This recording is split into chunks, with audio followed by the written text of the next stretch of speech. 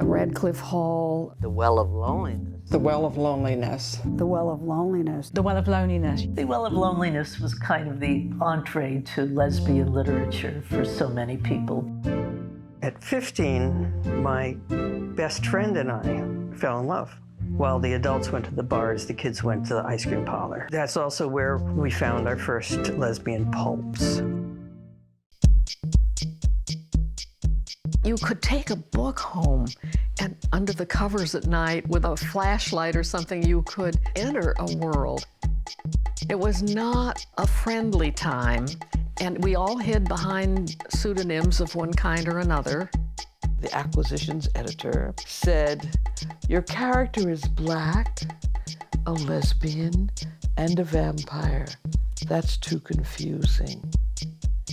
And I'm thinking, who do you think your market is going to be, like 2-year-olds? Heather has 2 mommies, 2 roommates, Mama Jane and Mama Kate.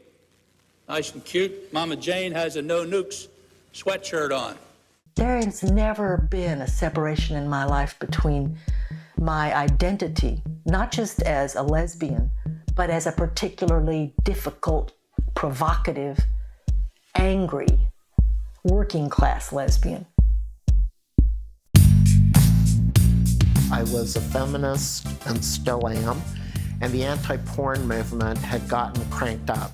I wanted to write about a different kind of feminism, a feminism that was sex positive.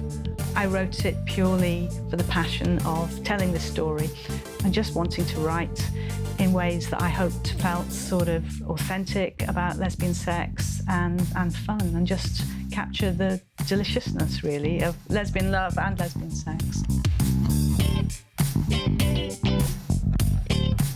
Well, people come up and they get very worshipful, you know, and some of them cry, and they say, "You changed my life." And I say, "I did not change your life. I opened a door.